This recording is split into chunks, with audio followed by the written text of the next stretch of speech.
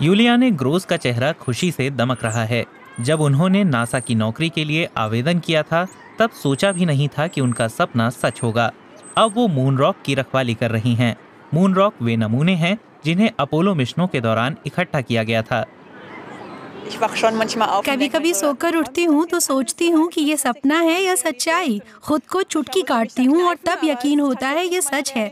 मैं जब रोज काम पर आती हूँ और सिक्योरिटी से गुजरती हूँ तो सोचती हूँ कि वाह, मैं नासा में हूँ। ये बहुत रोमांचक है। मैं बहुत खुशनसीब हूँ।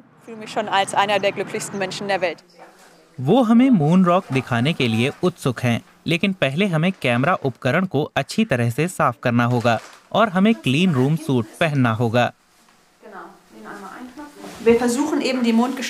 हम मून रॉक को खुद से बचा रहे हैं। हमारे हाथों में बैक्टीरिया, धूल और तेल लगा है और ये सब हम क्लीन रूम में ले आते हैं जहां मून रॉक रखे हैं। ऐसे में वक्त के साथ उनकी रासायनिक संरचना बदल जाएगी। इससे हम जितना हो सके बचना चाहते हैं।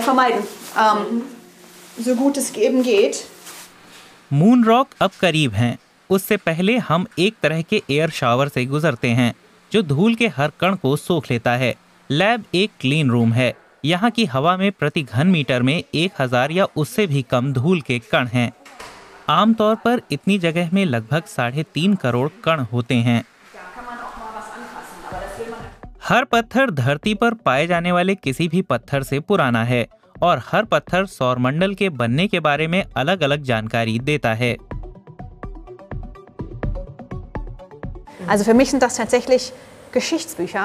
मेरे लिए ये इतिहास की किताब की तरह है। मेरा एक काम इन पत्थरों की भाषा सीखना और समझना है ताकि मैं वो कहानियाँ कह सकूं जो ये बताना चाहते हैं। सदियों से चांद की सतह पर क्षुद्र ग्रह गिरते रहे हैं और इन क्षुद्र ग्रहों के कण इन मून रॉक पर देखे जा सकते हैं। शोधकर्ता उनकी रासायनिक संरचना के साथ साथ ये भी देखते हैं कि वे कितना विकिरण और गैस उत्सर्जित करते हैं। डेटा बताता है कि चांद और धरती एक ही वक्त पर बने। फिलहाल तो ये कहा जा रहा है कि करीब 4.5 अरब साल पहले मंगल ग्रह के आकार के पिंड से टकराकर बड़ी प्रोटो अर्थ 2 हिस्सों में टूट गई थी। दो प्रोटो प्लैनेट्स की इस भीषण टक्कर से पृथ्वी और चंद्रमा बने। कहा जाता है कि इस टक्कर से इतनी ऊर्जा निकली कि अंदर का हिस्सा पृथ्वी बन गया और बाहर का मैग्मा से ढका हिस्सा चांद बन गया। जब चांद की सतह पर मैग्मा की परत ठंडी हुई तो उसका रंग इस पत्थर जैसा हल्का हो गया। ये पत्थर अपोलो 15 मिशन में मिला था, इसलिए हमें चांद सफेद दिखाई देता है।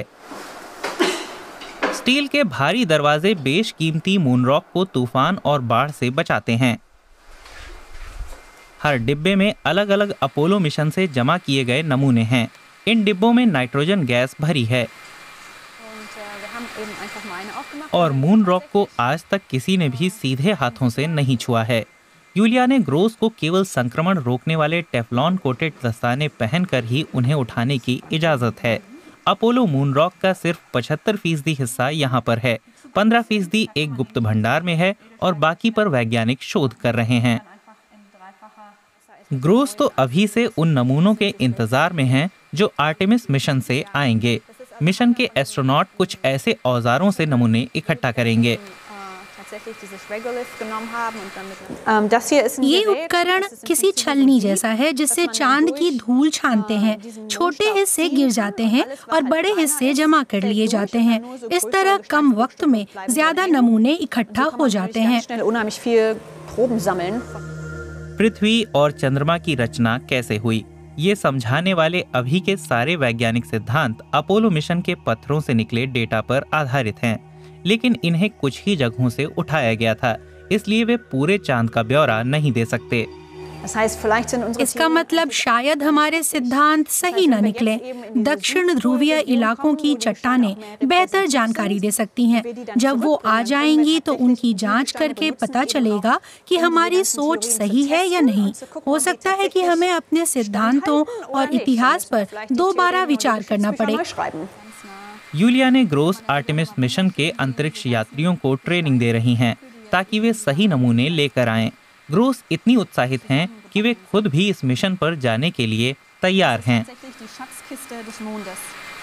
Also da, wenn man Schätze findet, dann sind die hier drin. Und bei Schätzen meine ich